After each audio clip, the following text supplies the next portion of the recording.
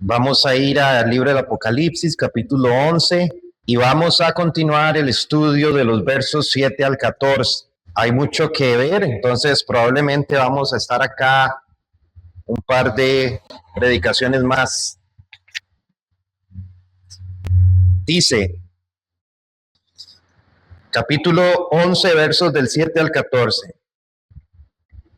Cuando hayan acabado su testimonio, la bestia que surge del abismo hará guerra contra ellos y los vencerá y los matará, y sus cadáveres estarán en la plaza de la grande ciudad que en sentido espiritual se llama Sodoma y Egipto, donde también nuestro Señor fue crucificado. Y los pueblos, tribus, lenguas y naciones verán sus cadáveres por 3 días y medio, y no permitirán que sean sepultados, y los moradores de la tierra se regocijarán sobre ello, y se alegrarán y se enviarán regalos unos a otros, porque estos dos profetas habían atormentado a los moradores de la tierra, pero después de 3 días y medio entró en ellos el espíritu de vida enviado por Dios, y se levantaron sobre sus pies, y cayó un gran temor sobre los que lo vieron, y oyeron una gran voz del cielo que les decía: subid acá. Y subieron al cielo en una nube, y sus enemigos los vieron.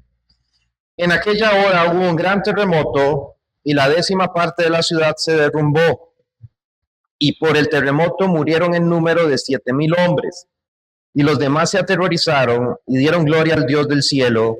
El segundo ay pasó, he aquí el tercer ay viene pronto. Bueno, hermanos, este capítulo estamos delante de un contexto teológico muy rico. Entonces, por eso tenemos que ir despacio. Recapitulando lo que habíamos visto en los capítulos anteriores, teníamos que la interpretación más coherente de los dos testigos es la iglesia, una iglesia fiel que predica el mensaje de Dios, que predica el testimonio de Cristo en medio de una generación rebelde y espiritualmente apática. No eran dos individuos aislados, ¿verdad?, sino la imagen de un testimonio suficiente, confirmado, profético y perseverante a través de las edades y las épocas, que es el testimonio de Cristo, es decir, el Evangelio. Vimos en Apocalipsis 11:6 que estos testigos predicaban,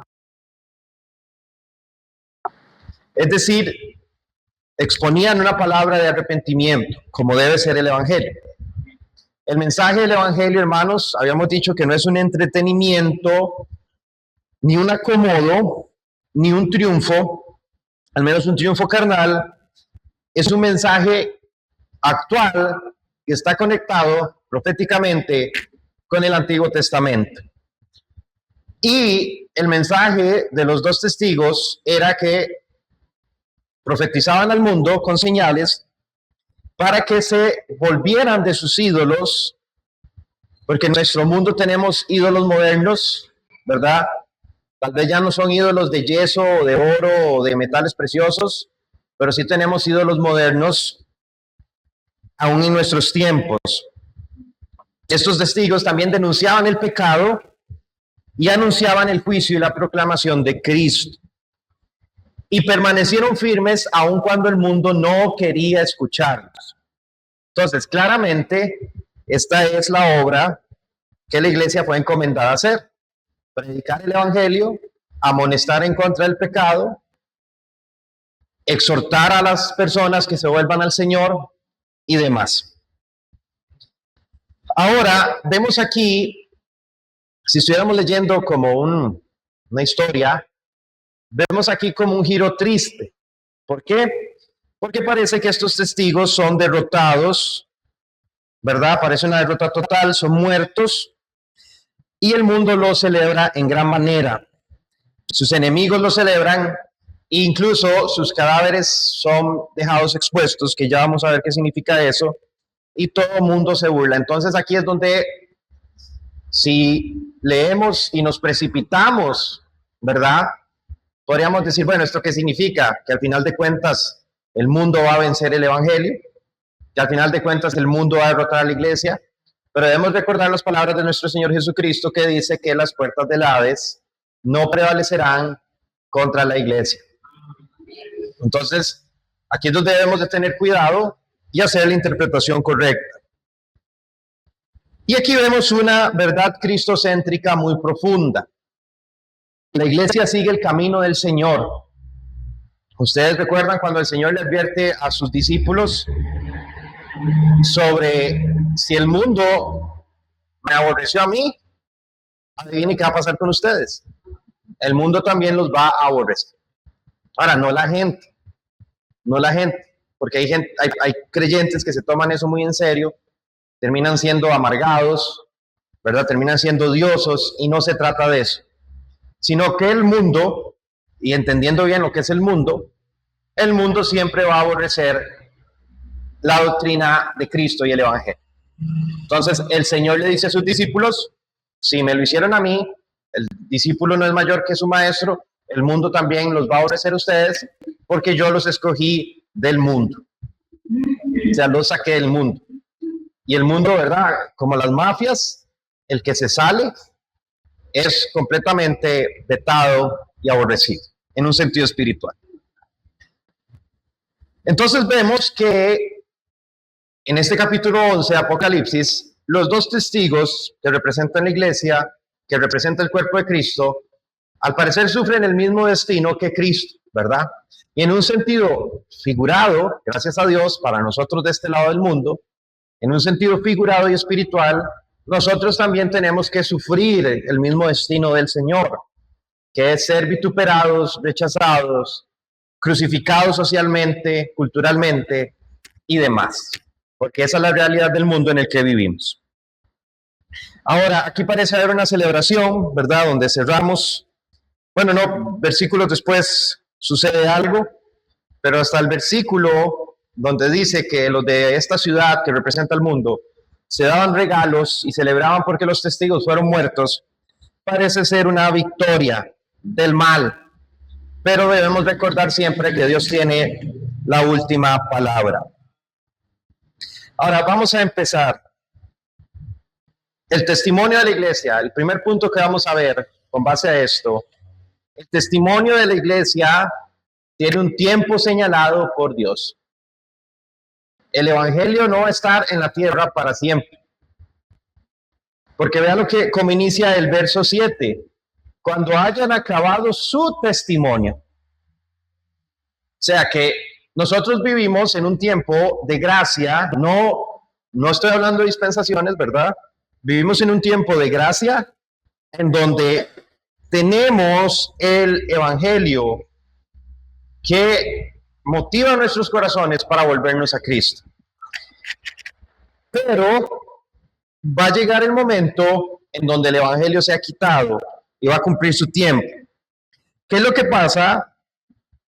Que mientras el mensaje de la iglesia, mientras el testimonio de la iglesia no haya terminado, el diablo, que es representado como la bestia, no puede tocar a los testigos. O sea, el enemigo no puede tocar a la iglesia hasta que llegue el tiempo.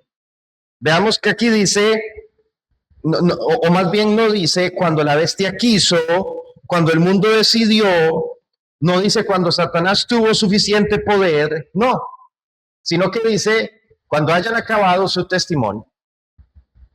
Entonces, hicieron la labor que Dios les encomendó en este ejemplo, ¿verdad?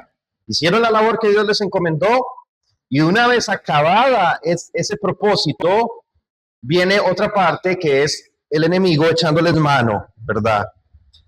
Ahora, ¿qué nos enseña esto, hermanos? La soberanía que tiene Dios sobre la misión de la iglesia. No podemos verlo de esta forma. Dios no dejó a la iglesia en el mundo y le dijo, bueno, la idea es hacer discípulos, vean a ver cómo hacen.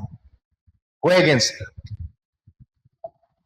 Si teníamos un mandamiento, ¿verdad? Ir y hacer discípulos a todas las naciones, bautizándolos en el nombre del Padre, el Hijo y el Espíritu Santo.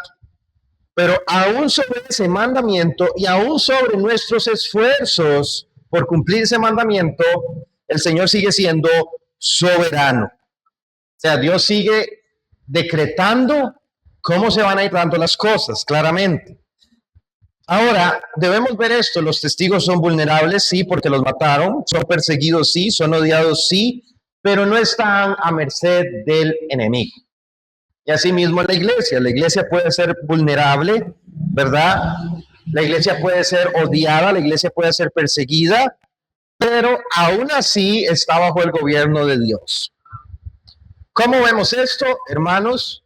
La iglesia no es inmortal en términos de institucionalidad humana. ¿Qué quiere decir esto? Por ejemplo, iglesias locales pueden cerrar. Una iglesia puede cerrar, ¿verdad?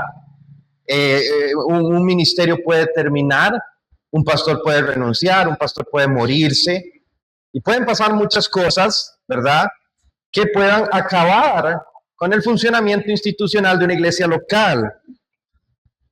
Los creyentes pueden ser perseguidos, el cristianismo puede ser prohibido, pero ninguna de esas cosas va a detener la misión de Dios y lo que Dios ha establecido a través de su palabra. ¿Entendemos eso? Entonces, hermanos, no se trata de idolatrar o dar más de lo que es necesario a una iglesia local. Yo sé que amamos nuestra iglesia local, ¿verdad? Y todo, pero no deja de ser una institución humana que un día puede estar y otro día no. Nuestra mirada debe estar puesta en Cristo. Igual sucede con un ministerio pastoral, por más que haya un pastor, ¿verdad?, que se le ame, que todo, pero no, yo no puedo poner mi mirada en eso porque es completamente falible. Y ese pastor puede pasar mil y un cosas para que deje de ejercer su ministerio, y si lo sigue ejerciendo es por la gracia de Dios únicamente. Entonces, hermanos, debemos entender eso. Pero aquí encontramos una consolación. Mientras Dios tenga el testimonio que da por medio de su pueblo, ninguna bestia, ningún imperio, ninguna ideología, ningún gobierno, ninguna persecución, ninguna fuerza espiritual puede detener el testimonio de la iglesia. ¿Verdad? No pudo hacerlo la Roma imperial, no pudieron hacerlo los musulmanes cuando invadieron Europa, no pudo hacerlo el papismo cuando quería censurar la reforma, no pudo hacerlo el comunismo, no pudo hacerlo la censura cultural que hay hoy en día y las ideologías falsas. Nada puede detener el testimonio y la predicación de la iglesia. Dios siempre puede levantar hombres fieles, incluso de las rocas. Incluso de sus enemigos, Dios puede levantar hombres fieles. Veamos el ejemplo de Saulo de Tarso. Entonces siempre va a haber un avance en el evangelio porque es parte de los propósitos soberanos de Dios. Calvino insistía que la providencia de Dios no es una idea fría, sino que debe ser un refugio para el alma. Saber que Dios gobierna todas las cosas es una doctrina, no es una doctrina para discusiones abstractas, sino una almohada para descansar en medio del dolor. ¿Por qué? Porque el creyente puede decir, no entiendo lo que ocurre, pero sé que mi vida no está en manos del azar, ni del enemigo, ni del mundo, ni de nadie, sino que mi vida está en manos de un Dios que reina soberanamente sobre todas las cosas. Y así es como nosotros debemos entender la providencia. No solamente creer que Dios ya definió todas las cosas y yo no puedo hacer nada. Porque los detractores del calvinismo, los detractores de la idea de la providencia y los que defienden el libre albedrío total, dicen eso. Bueno, si la providencia de Dios se interpreta de una forma, nosotros simple y sencillamente somos personajes de una historia y nuestras acciones, nuestras conductas ya están predeterminadas y nada podemos hacer, pero no es así, porque eso es entender la providencia desde una perspectiva muy humana. Recordemos que estamos hablando de Dios, que no es hombre. Entonces, ¿cuál es el rostro de la providencia que nosotros debemos ver? Que Dios gobierna absolutamente todo. Hermano, ¿usted sabe qué desesperante sería creer que nuestra vida, número uno, está al azar? Está al azar, a la suerte. Entonces, si me va bien, es porque tuve suerte. Si me va mal, es porque tuve mala suerte. Si no me va, es porque no tengo ni buena ni mala suerte. Ahí voy. Eso sería fatal. Eso sería completamente desesperanzador. ¿Sabe por qué? Porque sus esfuerzos por algo valdrían cero. Porque al final todo va a depender de la suerte. Y la segunda idea que es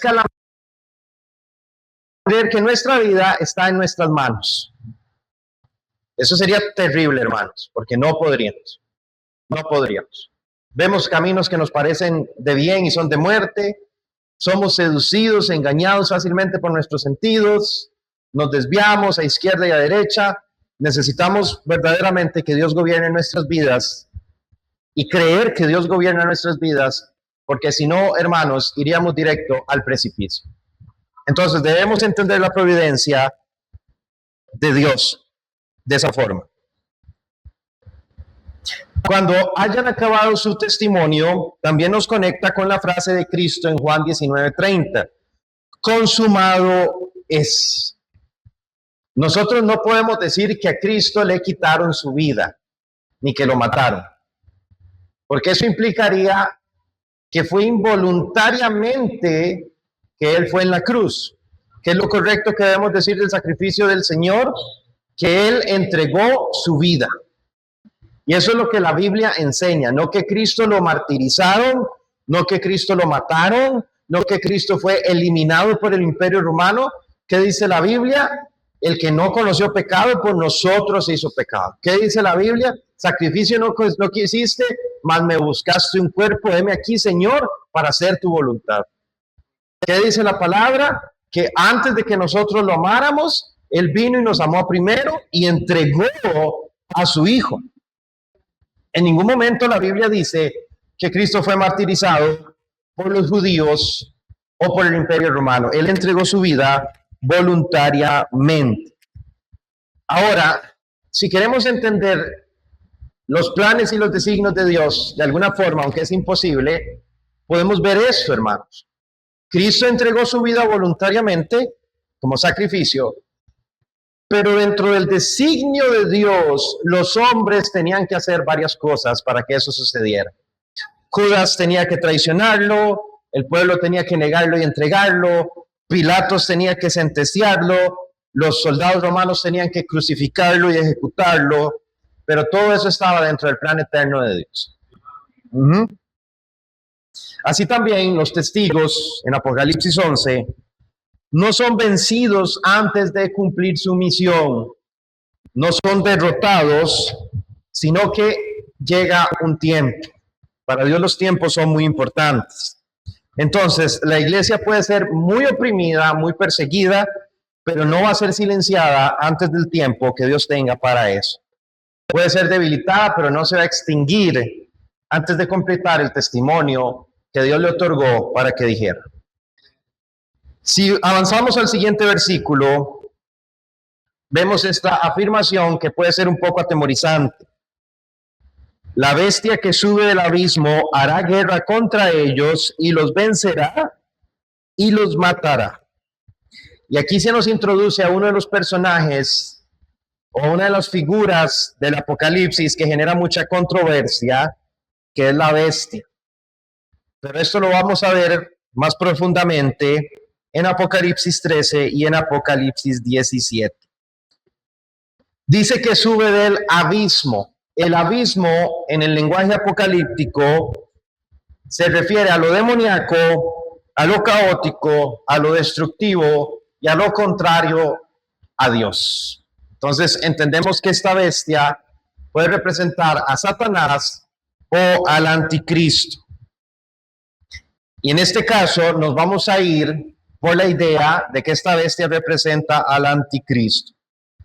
Ahora, el anticristo es uno de los personajes o una de las figuras, no personajes porque personajes es de ciencia ficción, pero el anticristo es una de las figuras más controversiales porque durante mucho tiempo se ha entendido como una persona, ¿verdad? Como un ser humano malvado que va a llegar en los últimos tiempos y todo, pero El anticristo, lo que debemos entender por anticristo, hermanos, es todo poder organizado que se levanta contra Dios y su pueblo. Entonces, ¿el anticristo existe ahora? Por supuesto. Por supuesto que hay anticristos en el mundo. Por supuesto que hay poderes organizados en la política, en la economía, en la cultura, que están en contra de Dios y su pueblo.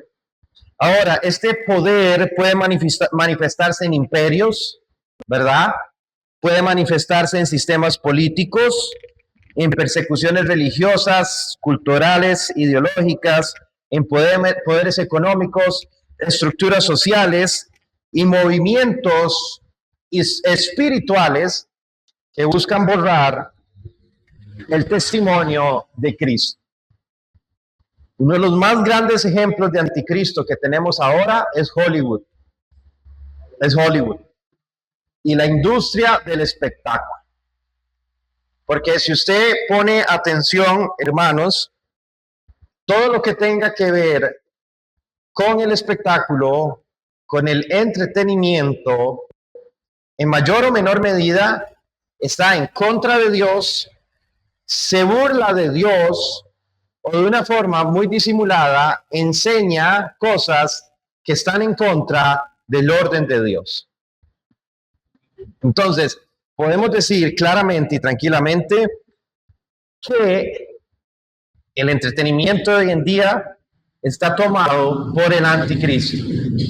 Ahora, es una estrategia muy inteligente del enemigo porque el entretenimiento es de las cosas que más consume el ser humano. ¿Verdad? Usted lo ve en las películas, usted lo ve en la música, lo ve en los programas, en las series. Todo esto, de alguna u otra forma, atenta contra el nombre del Señor. Entonces, hermanos, por eso no debemos limitar a esta figura de la bestia a una sola expresión histórica, porque puede tener manifestaciones concretas en distintas épocas. Para los reformadores, el Papa era el anticristo. ¿Y por qué era el anticristo? Porque se oponía a lo que la Biblia y la palabra y el Evangelio enseñaban realmente. Podemos decir, hermanos, que Apocalipsis nos presenta patrones espirituales que se repiten a lo largo de la historia.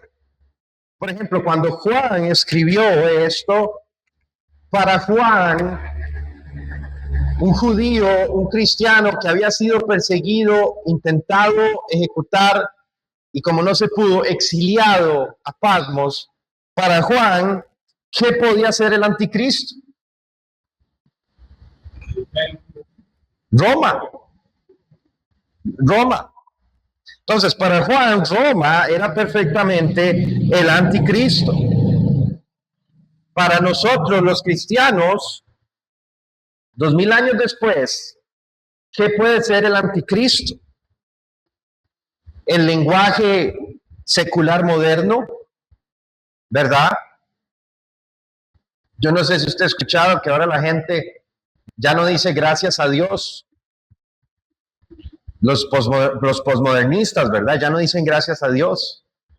Gracias al universo. Gracias a la vida.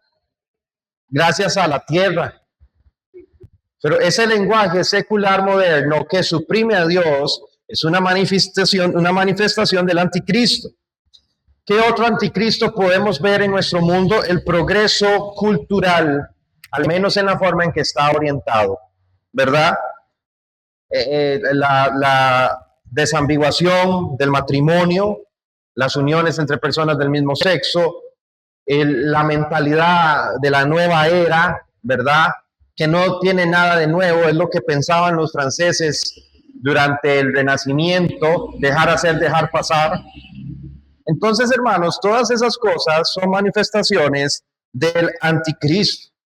Puede ser una persecución abierta en contra de la iglesia, en contra del cristianismo, como sucede en los países musulmanes. Para los cristianos de esos países, ¿qué es el anticristo? El Islam. Ahora, aquí nadie nos va a perseguir abiertamente, nadie nos va a enjuiciar por ser cristianos, pero para nosotros, ¿qué puede ser un anticristo? La seducción ideológica, ¿verdad? ¿Y qué es la seducción ideológica? No piense como la Biblia dice que usted debe pensar, piense diferente. Y hay algo muy peligroso, hermanos. Hay algo muy peligroso que puede estar sembrado en el corazón de muchos cristianos y no se dan cuenta. Y no es una idea que se opone directamente en contra de la Biblia. O sea, no es una idea que le diga a la persona, no, mira, la Biblia no puede ser su forma, su guía de vivir porque es un libro anticuado y machista y todas las tonteras que dicen hoy en día. Eso no es peligroso. Eso no es peligroso. ¿Qué es lo peligroso de hoy en día? Las ideas que convalidan la Biblia. ¿Me explico? Entonces, hoy en día, por la mente de muchos creyentes, andan ideas que le dicen, sí, la Biblia está bien, sí, la Biblia es hermosa, sí, la Biblia es muy buena, pero podemos ser flexibles en una u otra cosa. Y eso es sumamente peligroso porque así la persona no se da cuenta que está yendo completamente en contra de los principios, las enseñanzas y los decretos del Señor. O sea, la persona cree que está siguiendo la Biblia, cree que está siguiendo a Cristo, pero su entendimiento ha sido tergiversado, entonces se desvía en una u otra cosa, porque al final de cuentas eso no es tan malo, porque al final de cuentas hay gente que hace cosas peores, porque al final de cuentas eso no es ni robar ni matar. ¿Entendemos eso, hermanos? Es una ambigüedad moral. Bueno, como yo no estoy matando a nadie, entonces yo puedo ir a hacer esto. Y la Biblia está muy bien, pero es mi vida y yo quiero hacer estas cosas. Y esa forma de pensar, hermanos, es peligrosa porque así pensaba la iglesia de Corinto. ¿Se acuerdan cuando estuvimos estudiando el libro de Corinto? ¿Cuál era el problema de la iglesia de Corinto? Tenían una ambigüedad moral en cuanto a lo cristiano y las tradiciones paganas con los ídolos. Entonces, ¿qué era lo que hacía la iglesia de Corinto? Algunos cristianos que tenían esta forma de pensar decían, hemos entendido que en Cristo somos libres, hemos entendido que en Cristo somos salvos, amamos a Cristo, y no era que fueran malos cristianos o cristianos falsos disfrazados, no. Eran creyentes, pero habían sido seducidos por una forma de pensar, por esta ambigüedad, ¿verdad? ¿Y qué hacían estos creyentes? Iban y comían en los festivales paganos de la mesa de los ídolos. Se tomaban una libertad muy amplia. ¿Y qué era lo que pasaba? Que cuando otros creyentes, recordemos que Corinto era una ciudad griega, entonces había muchos ídolos, había muchos dioses falsos. Cuando otros creyentes los veían participando en los festivales paganos, que no solo era comida, sino que también había inmoralidad sexual. Porque en estos festivales paganos, las sacerdotisas que servían a esos dioses se entregaban desnudas, ¿verdad?, a celebrar y hacer de todo.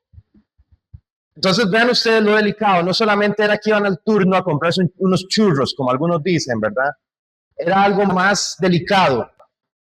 Entonces, ¿qué era lo que pasaba?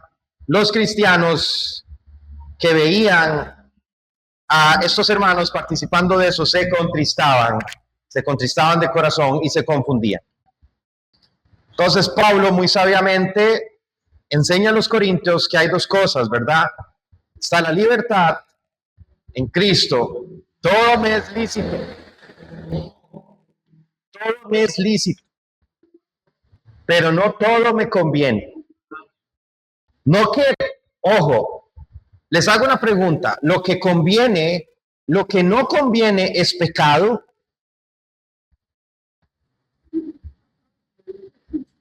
¿Lo que no conviene es pecado? No, no.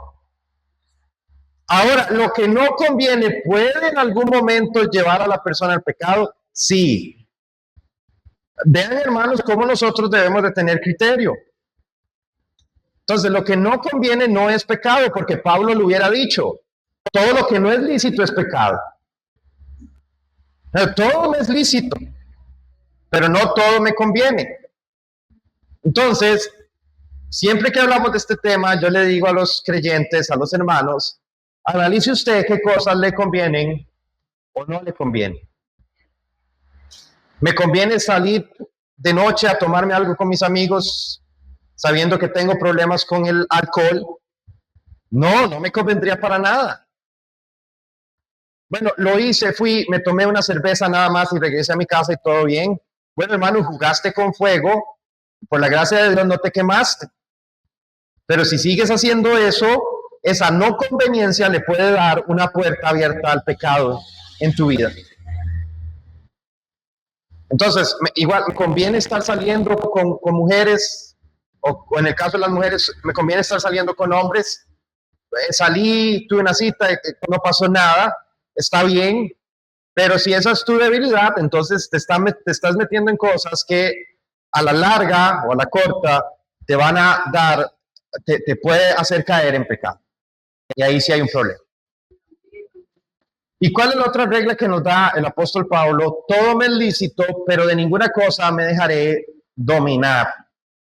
¿Por qué Pablo dice esto? Porque una de las características del pecado es que el pecado esclaviza. El pecado esclaviza. Cuando una persona peca, cree que está usando el pecado para su beneficio, para obtener placer. Entonces, cuando una persona peca, cree que está haciendo uso del pecado, cuando en realidad el pecado está haciendo uso de esa persona. Y todo pecado, hermano, siempre trae una promesa implícita de falso alivio o de bienestar. Entonces, ahí está el gancho, como dicen, y ahí es donde muchas personas caen y después quieren salir del pecado, pero no pueden porque están esclavizados. Por eso la palabra dice, si el Hijo os libertare, seréis verdaderamente libres.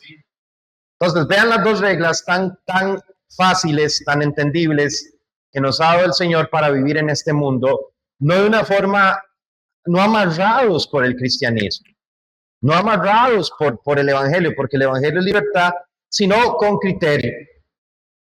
¿Esto que estoy haciendo me conviene? ¿O esto que estoy haciendo ya se está volviendo en algo dominante en mi vida?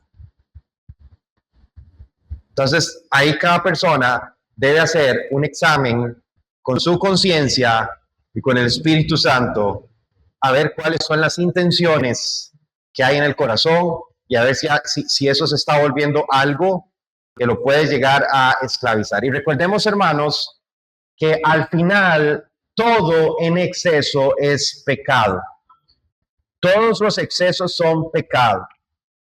¿Es bueno hacer ejercicio? Sí, es muy bueno.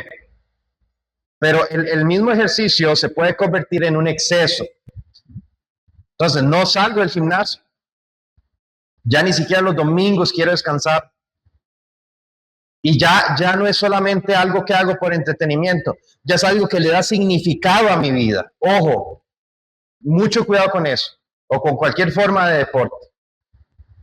Entonces, pastor, yo salgo a andar en bici, sí, hermano, qué bueno, pero que eso no se vuelva algo que le esté dando significado a su vida, porque al fin y al cabo nuestra vida solo la puede llenar Cristo. Entonces, ese es el cuidado, hermano, ya que aterrizamos en este tema. Ese es el cuidado que hay que tener. Igual con el trabajo, igual con los pasatiempos, igual con algunas cosas del mundo, hay que tener muchísimo cuidado porque al final todo exceso es una lujuria. Todo exceso es una lujuria. Recordemos la tentación de Cristo con el pan. ¿Era el pan malo? No. Comer es malo, no. Comer es un placer que Dios dejó. Y hasta a Cristo le encantaba comer, puesto que él decía que era comelón y bebelón, ¿verdad? Entonces, no es malo. Es un beneficio que Dios le dejó al hombre, pero ¿qué sucede cuando se hace en exceso? Pues es una forma de lujuria, es gula. Y ahora, ¿qué consecuencias tiene eso? Como todo pecado, tiene consecuencias físicas y tiene consecuencias espirituales.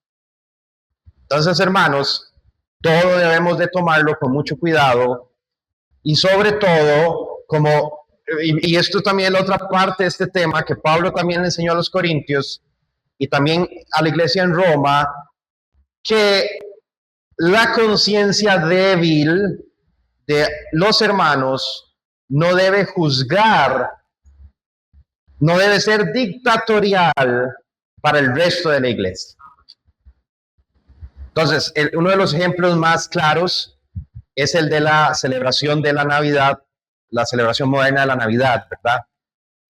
Entonces, habrá uno que otro hermanito que no le gusta, que piensa que es pagano, que todo, y se le respeta y se le intenta llevar a ese hermano a una libertad ideológica a través del Evangelio y a que esté más firme en su fe, porque al final esas debilidades es porque su fe no está firme, porque aún cree que su fe es por obras, no por gracia.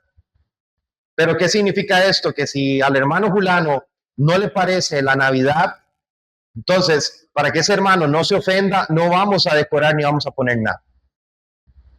No, porque ahí la conciencia del hermano estaría siendo dictatorial para todos nosotros y no es así, sino que la palabra dice que los fuertes lleven las cargas de los débiles. Amén. Entonces, hermanos, debemos de tener cuidado con eso. Y eso era en base a las seducciones ideológicas que hay hoy en día, que intentan desviarnos muy disimuladamente del Evangelio. Ahora, el texto dice que la bestia los vencerá y los matará. Y aquí podemos decir, ¿cómo puede ser posible que esto pase? Pero recordemos que todo está bajo un plan de Dios. Porque estos testigos no se defendieron. No que habían recibido autoridad, no que respiraban fuego de sus bocas, no que tenían poderes proféticos, no que estaban bajo la protección de Dios, que nadie podía tocarlos. Y si alguien procuraba matarlos de alguna forma, esa persona moría de la misma forma. ¿Qué pasó con todo eso? Usted sabe, hermanos, la diferencia entre una victoria aparente y una victoria real. Una victoria aparente y una victoria real. Desde la perspectiva del mundo, la bestia que mata a estos testigos y los vence, tiene una victoria aparente. ¿Ok? Desde la perspectiva de Dios, los testigos tienen una victoria real porque permanecieron fieles hasta la muerte. Entonces, ¿cuál es nuestra victoria real en este mundo? Permanecer fieles a Dios. ¿Cuál es nuestra victoria real? Lo que Cristo dijo, ¿de qué le sirve al hombre ganar el mundo si al final pierde su alma? Y hermanos, tengamos cuidado porque Satanás va a intentar seducirnos o hacernos sentir menos por las victorias aparentes del mundo. ¿Cuál es una victoria aparente en el mundo? Tener dinero, riqueza y poder. Entonces, yo puedo ir manejando mi victoria aparente de muchos millones de colones. Puedo tener mi casa de todavía más millones de colones y puedo tener un estatus, una posición y puedo tener la mujer o la pareja que yo quiera y ser aplaudido y celebrado por todos. Y eso es una victoria aparente y muy pasajera, porque al final hay una eternidad esperando. Y ninguna de esas cosas va a poder salvar. Entonces, ¿cuál es la victoria real? Ser fiel a Cristo y permanecer hasta el final. Eso es una victoria real. Una victoria aparente, y lo digo con mucho respeto, una victoria aparente puede ser recuperarse de una enfermedad. Pero ¿cuál es la victoria real? Si Dios decide que un cristiano muera por una enfermedad, que ese cristiano vaya a la presencia de Dios y haya permanecido fiel aún en sus momentos más difíciles. Entonces, hermanos, debemos entender eso. ¿Cuál es nuestra victoria real? Nuestra victoria real no está en este mundo. Y esta es la idea central del libro del Apocalipsis. La vida cristiana no siempre va a ser un triunfo terrenal. ¿Qué puede ser una victoria aparente para una iglesia? Tener mucha gente, tener muchos recursos, tener muchos servidores, ser conocida, ser de renombre, ser popular, etc. Eso no es que esté mal, pero si lo vemos desde el enfoque incorrecto, eso puede ser una victoria aparente.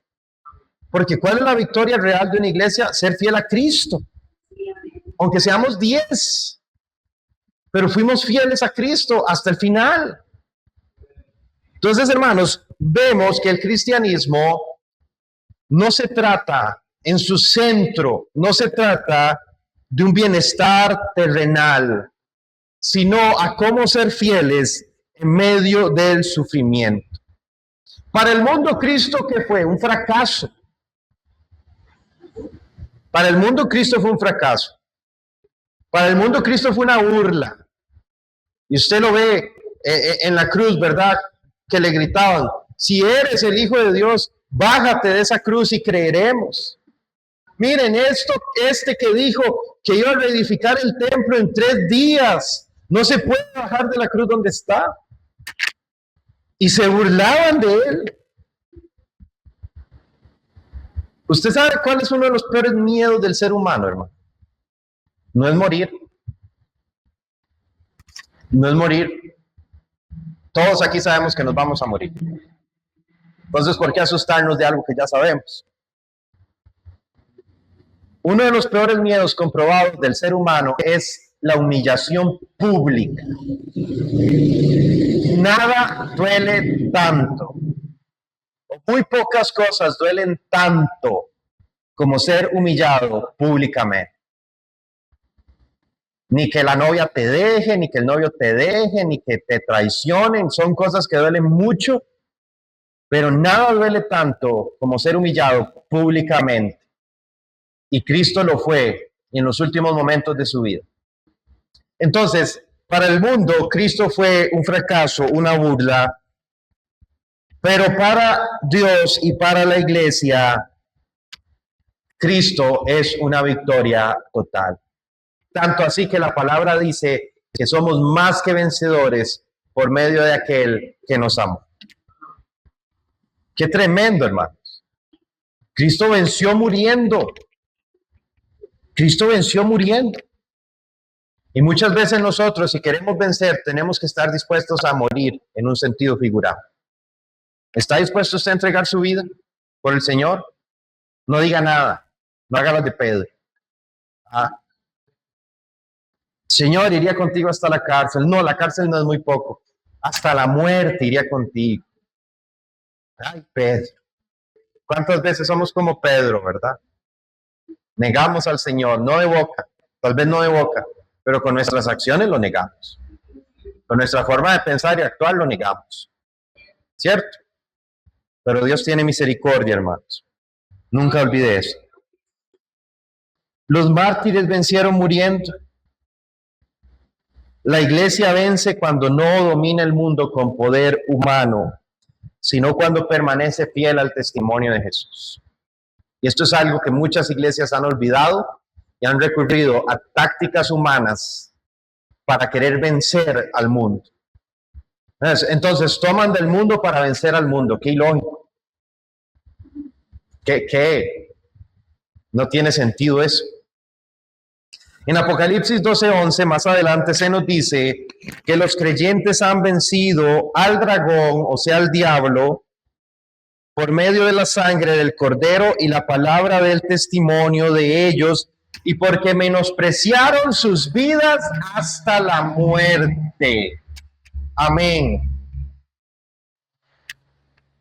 ¿De qué cosas, hermano? ¿Cuántos de aquí quieren ser vencedores? Sí, todos. La Biblia dice que usted ocupa 3 cosas. La sangre del cordero, ya la tiene, él la derramó por usted. La palabra del testimonio, ya la tiene, pero la usa. ¿Ah? Y lo tercero, que es lo que más cuesta, menospreciar su vida.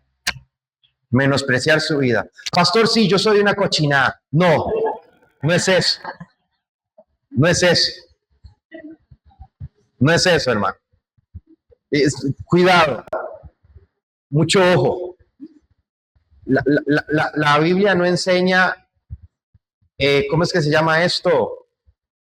Bueno, la Biblia no enseña a que la espiritualidad está en despreciar las cosas. Usted puede disfrutar sanamente de lo que Dios le dio. Porque la palabra dice que Él es el que da poder para hacer riquezas y disfrutarlas. ¿Cierto? Entonces, menospreciar la vida no es que usted considere que usted es una cochinada, que no vale nada, que lo que tiene, pastor, yo con un plato de arroz y mi Biblia estoy bien y tranquilo. No, cuidado, usted cae en una falsa humildad que al final cada vez es una hipocresía y es un pecado. No, menospreciar la vida simple y sencillamente es, hermano, que ninguna de estas cosas terrenales va a estar por encima de Dios. Que usted no va a amar ninguna de las cosas terrenales que Dios le ha dado más que a Cristo. ¿Entendemos eso, iglesia? Entonces, ¿qué necesita usted para vencer? Esas tres cosas. La Biblia es muy clara. La sangre de Cristo, que ya la tiene, ya eso no tiene que hacer nada, usted es gracia. Esa palabra, sangre de Cristo, la sangre del Cordero, cambiémosle y pongamos gracia, es lo mismo. Usted ya tiene la gracia de Dios. Después usted necesita el testimonio de la palabra. Y ahí sí ya tengo que hacer algo. Tengo que aprenderla y vivirla y ponerla en práctica. Y la misma palabra me va a enseñar cómo menospreciar mi vida. Y esto es lo que dijo el apóstol Pablo. Fariseo de fariseos, en cuanto al testimonio irreprensible de la tribu de Benjamín, discípulo de Gamaliel, y hablo hebreo, y hablo griego, y hablo latín, y algunos dicen que Pablo era abogado, y era médico, y era un montón de cosas, era un hombre brillante, y al final de eso Pablo dice, y todo esto lo tengo por basura, con tal de ganar a Cristo. Eso es, hermano, menospreciar su vida. No menospreciar las cosas en su vida, sino menospreciar su vida hasta el final, hasta la muerte. ¡Qué tremendo! Y esto es profundamente contrario a la mentalidad moderna. ¿Por qué? Para el mundo hoy en día, una iglesia victoriosa es una iglesia popular, influyente, una iglesia cómoda, una iglesia aceptada, aplaudida y culturalmente relevante. Eso es una iglesia en victoria. Recordemos a la iglesia de la Odisea. ¿Qué decían los de la iglesia de la Odisea? Somos ricos, somos bienaventurados. Y Cristo les dice, mira que eres pobre y ciego y desnudo y tibio. Es tremendo, hermano. Una iglesia victoriosa puede ser una iglesia perseguida, despreciada, minoritaria, apedreada, una iglesia que llora, una iglesia que aparentemente está en el suelo, pero se mantiene fiel a Cristo. Eso es una iglesia victoriosa, amados hermanos. Gloria a Dios. La pregunta no es, ¿nos aprueba el mundo? La pregunta no es, ¿qué piensa la gente del mundo allá afuera? A no ser cuestiones de buen testimonio. Hay que hacer la salvedad. Pero la pregunta no es qué piensa la gente afuera de la iglesia. La pregunta es qué piensa Cristo de esta iglesia. ¿Hemos sido fieles al testimonio del Señor? Dios quiera que sí. Y si no, que Dios nos agarre confesados, ¿verdad? Vamos a ver. Creo que nos da tiempo para ver 2 puntos más. Verso 8. La gran ciudad, Sodoma, Egipto y Jerusalén rebelde. Vea usted qué tremendo. Dice el verso 8. y sus cadáveres estarán en la plaza de la grande ciudad. Y vea que aquí el libro del Apocalipsis hace la salvedad, que en sentido espiritual se llama como Sodoma, Egipto, donde también nuestro Señor fue crucificado. ¿En Sodoma o en Egipto? No, ¿dónde fue crucificado Cristo? En Jerusalén. Entonces, escuche usted la composición espiritual, y de esto alcanzaría para hacer toda una prédica, pero lo vamos a hacer solo en un punto. Escuche usted la composición espiritual de esta ciudad. Sodoma, Egipto y Jerusalén. Vean la descripción que nos está dando el libro del Apocalipsis del mundo, porque esta ciudad es el mundo, es este siglo. Dice que es una mezcla de Sodoma, de Egipto y de Jerusalén. Salud. Pastor, pero ¿por qué Jerusalén? Si Jerusalén es la ciudad santa. No, hermano. La ciudad santa es la iglesia. Y donde los santos de Dios se reúnen es un lugar santo. Eso, usted sabe que hay una cosa que se llama el síndrome de Jerusalén. ¿Usted alguna vez ha escuchado hablar de eso? El síndrome de Jerusalén. Hay personas que viajan a Tierra Santa, y por el éxtasis de estar en ese lugar tienen como una epifanía religiosa. Y de un pronto a otro se vuelven profetas o gurús o cosas. Es una cosa rarísima, hermano. Y hay personas que van y dejan una oración y la ponen en el muro de los lamentos. O personas que agarran tierra en un frasquito y, ay, voy a llevarme esta tierra, tierra santa. Hermano, no, ya eso no es así. Ahora le decía a un hermano que a mí me hace mucha gracia los evangélicos que idolatran todo lo que tenga que ver con Israel. ¿Usted ha visto eso? Hay iglesias que ponen la bandera de Israel en el altar, la bandera de Israel país. Y actualmente Israel es una nación pagana como todas las otras, hermano. Porque ya ellos no son el pueblo de Dios. El pueblo de Dios es la iglesia. Y la iglesia es gente de toda lengua, tribu y nación. Pero hay gente que cree que los judíos tienen como un pase VIP con Dios. La mayoría de los judíos que yo he conocido son ateos. No solo son ateos, son blasfemos. Y los judíos ortodoxos aborrecen a Cristo. Entonces nosotros no debemos idolatrar a Israel, hermano. Debemos tratar a Israel como cualquier otra nación que necesita el evangelio. Y muchos cristianos tienen esta idea de ir a Tierra Santa y todo, hermano. Si es a pasear, qué lindo. Ojalá algún día podamos, si Dios quiere. Pero no crea que eso va a sumar ni a restar algo en su vida espiritual. De nada le sirve ir a usted donde Cristo caminó si usted no camina todos los días con Cristo a través de la palabra.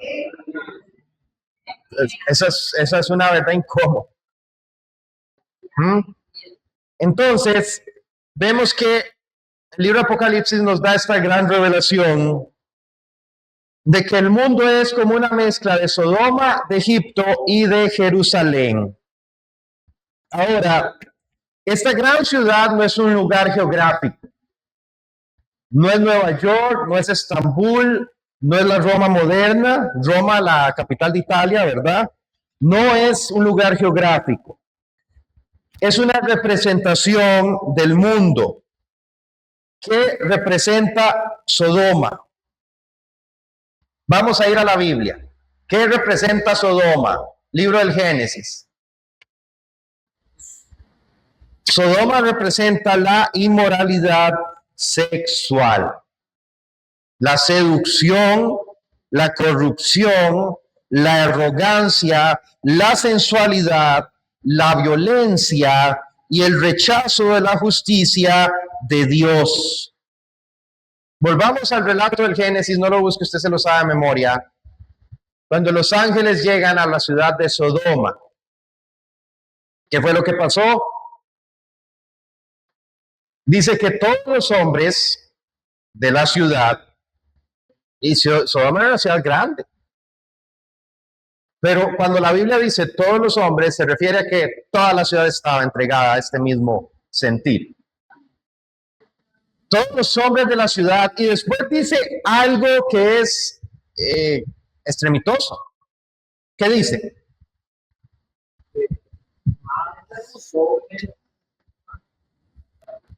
De los más jóvenes hasta los más viejos.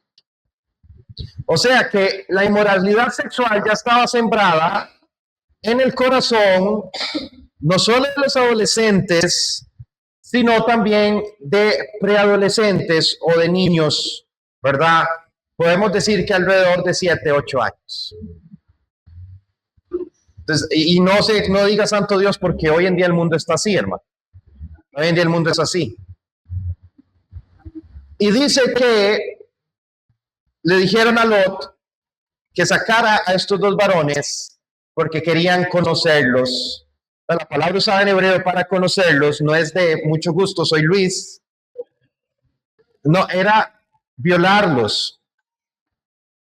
O sea, era una ciudad tan corrompida que al ver a dos extranjeros querían violarlos. Ahora, Lot.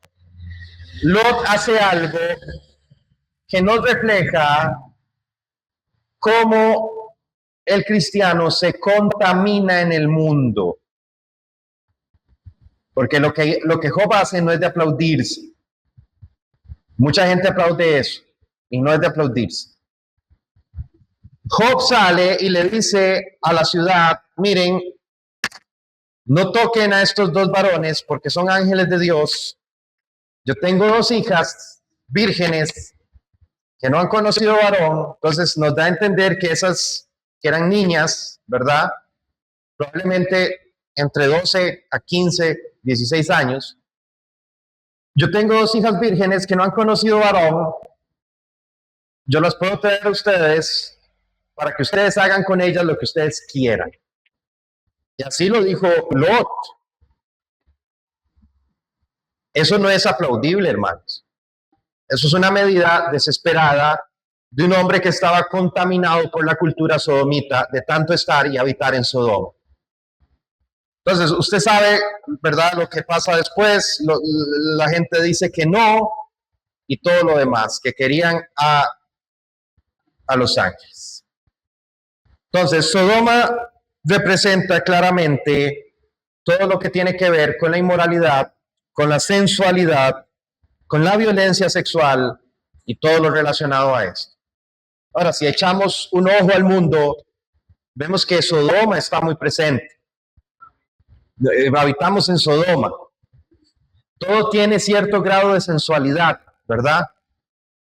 Yo me acuerdo que había un anuncio en la 27 de estas sandalias Calnum, y el anuncio era una mujer de espaldas, una modelo de espaldas, con una tanga, anunciando las sandalias. Y así el rótulo grandote para que todo se viera lo más bien. Y así pasa en muchas cosas, hermanos. Así pasa en muchas cosas. Cualquier cosa que se promocione o se publicite, se le incorpora un grado de sensualidad, porque como dicen los publicistas, el sexo vende y el sexo llama la atención poderosamente. Y hoy en día vemos, ¿verdad?, que la cultura está entregado completamente a esto. Hay sensualidad en todo, en la forma de vestir tanto de hombres como de mujeres, en la forma de hablar, en la forma de relacionarse. Ya aquello de que tenían que ser novios un año y visitas en la casa, en la sala de la muchacha, con el papá sentado en el medio del sillón, ya eso es cosa del pasado, hermano. Hoy en día ya en la primera cita o la primera vez que se ven, casi, que es a lo que vamos, ¿verdad? Entonces, esa es la cultura de hoy en día, completamente sodomita.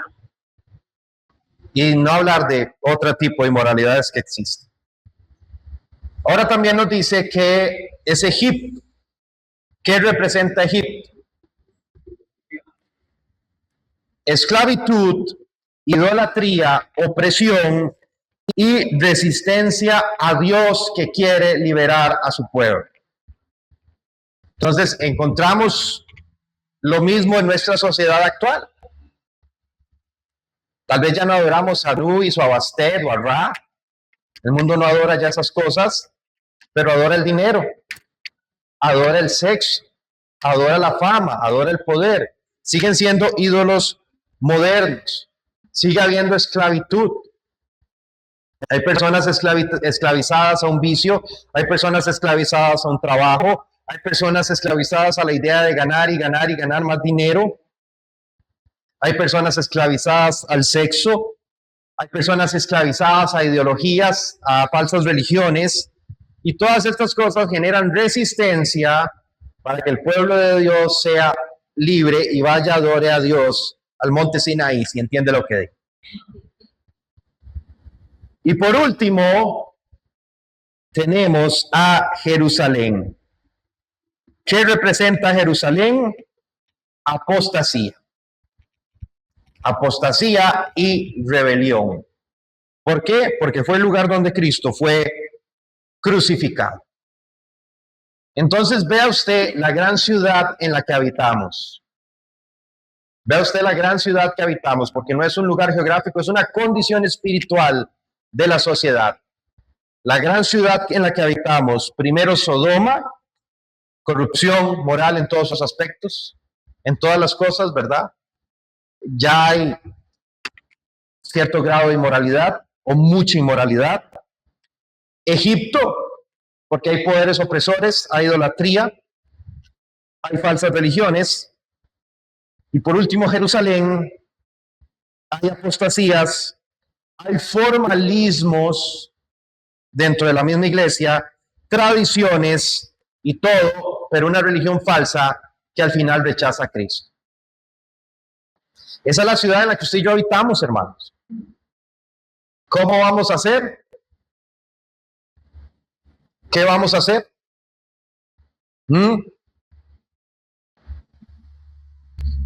Ellos lo han vencido con la sangre del Cordero, con el testimonio de su palabra y porque se negaron hasta la muerte.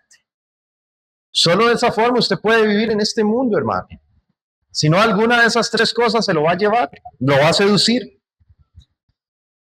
La oposición de Cristo no viene solo del mundo abiertamente inmoral. También puede venir de un poder político opresor, también puede venir de una religión vacía. Cristo no fue solamente crucificado por Roma. ¿Cuáles fueron los dos poderes? Y lo he dicho antes, ¿cuáles fueron los dos poderes que conspiraron o que Dios permitió que conspiraran para que Cristo fuera llevado a la cruz? ¿La política y la religión? La política y la religión, hermano.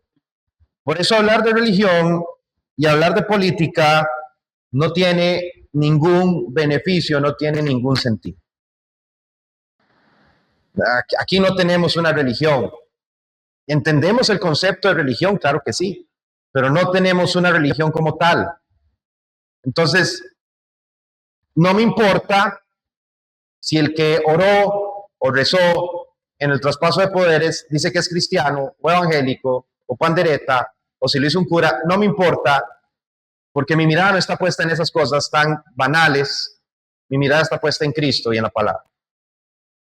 Entonces son cosas que la Biblia solamente nos llama a hacer una cosa por la política. ¿Cuál es? Orar. Orar. Nada más orar. Pero los poderes que conspiraron o que Dios permitió fue el poder político y la hipocresía religiosa, lo que llevó a Cristo a la cruz. Entonces, Cristo fue rechazado por el poder político. ¿Qué era lo que respetaban los romanos? El poder.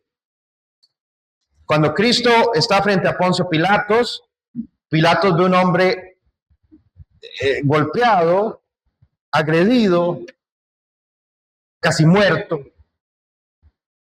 Y Pilatos le hace una pregunta que es una burla. ¿Eres tu rey? Vea cómo está usted. ¿Acaso eres tú rey? Y Pilato no, en ningún momento la Biblia lo presenta como un hombre misericordioso ni nada. Hizo algo muy sabio, pero eso no significa que fuera un hombre sabio ni misericordioso. Y el Señor le dice, para eso he nacido. Y Pilato le dice, pero mira que los de tu propio pueblo te entregaron. Y Jesús le dice, no te confundas, porque si yo quisiera, podría llamar 7 legiones de ángeles a que vinieran a mi rescate ahora mismo. Pero se tiene que hacer lo que Dios dijo que se tenía que hacer. Entonces vemos el rechazo del poder político y claramente el rechazo del poder religioso cuando Pilato dice, bueno, yo en este hombre, procesalmente hablando, no veo ninguna culpa, pero si ustedes quieren que se crucifique, crucifíquenlo ustedes, yo me lavo las manos de la sangre de este hombre. ¿Y qué fue lo que gritaron los fariseos y los sacerdotes? Que la sangre de ese hombre sea sobre nosotros y sobre nuestros hijos. Entonces vemos cómo la política y la religión siempre rechazaron al Señor. Y hoy no debería haber una razón para que no sea así. Entonces tengamos mucho cuidado, no caigamos en los engaños de muchos gobernantes que intentan congraciarse con la iglesia para obtener un beneficio o un voto. Eso sería ser uno muy tonto, hermano. Perdóneme que se lo diga.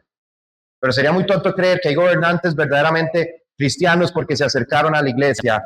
En la política todo es una hipocresía, todo es por conseguir votos. Entonces no hay ninguna razón para creer que eso es diferente hoy en día. Entonces, apáguele la velita a Laura Fernández, ¿verdad? Porque muchas tortas se irá a jalar. ¿Y qué dice la Biblia que usted tiene que hacer como buen cristiano? Orar por ella y pedirle a Dios que le dé sabiduría y dirección. Solamente. Y con los religiosos ni para qué. Entonces, cuando Apocalipsis dice que los testigos yacen en la ciudad donde el Señor fue crucificado, está mostrando que la iglesia participa del mismo rechazo en contra de Cristo y que el mundo que odió al maestro también odia a sus discípulos, como lo habíamos dicho. Ahora, la iglesia no debe sorprenderse cuando su testimonio es rechazado. Ay, hermano, es que yo quise hablarles y se burlaron de mí. Sorpresa, hermano, usted descubrió el agua caliente.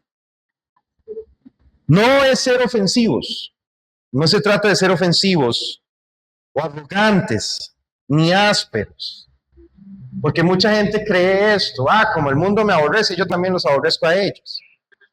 Entonces voy a ser pedante en mi forma de hablarle a los que no son. No, no se trata de eso. El cristiano debe hablar ¿con qué? Con mansedumbre. ¿Qué nos dice la primera carta de Pedro? Estad completamente preparados si alguien os pide razón de vuestra fe para que con mansedumbre podamos hablarles. No con arrogancia, no con desprecio, sino con humildad, con amor.